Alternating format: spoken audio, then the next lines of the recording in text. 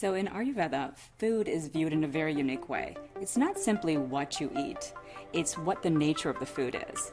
And there are 6 tastes involved in balancing and harmonizing your doshas. And what's really neat is that the 6 tastes are involved: sweet, sour, salty, bitter, pungent, and astringent, in balancing your own nature and balancing who you are. So with Ayurveda, the 6 tastes are important, knowing how the food is prepared. So taking something like spinach, for example, that can be vata provoking. If the spinach is cooked in sesame oil with some cumin seeds, suddenly it becomes vata pacifying. And so it's the type of food and how it's prepared that can actually influence its ability to be digested and to balance out your nature.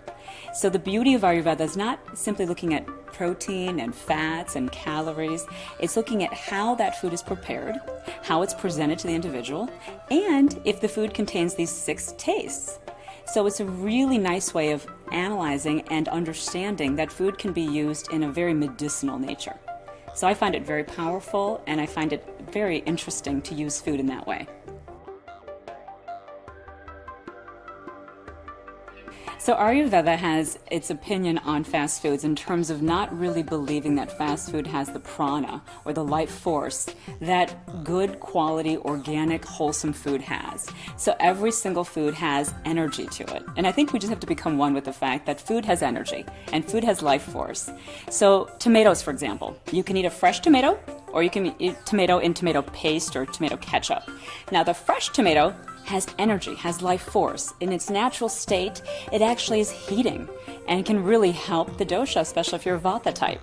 Whereas tomato ketchup or tomato paste has been processed, has been modified, often genetically modified, and unfortunately your body just can't recognize it in that state. So the beauty of foods Ayurvedically is looking at the life force, or the energy, the prana. And when you have foods that are really high in energy, they make you feel good. They give you energy. And they really help build your moods and your well-being.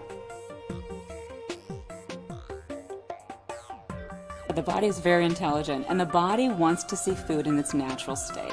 And so the more that we change the food, we change the dynamics of that natural structure of the food, the body gets confused. It doesn't quite know what that food is anymore. So if you take wheat, for example, so many people have wheat intolerance or gluten intolerance.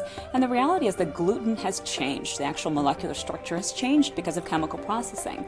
So that same wheat, that gluten, which really shouldn't be harmful to us, has become harmful because the body suddenly doesn't see it as wheat anymore. It sees it as a different version of wheat, and suddenly the genetics have changed, and the body says, wait, this doesn't look familiar, and doesn't know how to process it. And thus the food allergies and the food intolerances occur to something that really, if Mother Nature didn't really want it to be presented that way, and unfortunately it did get presented that way, if Mother Nature wasn't messed with, it really would be well absorbed and well assimilated within the body.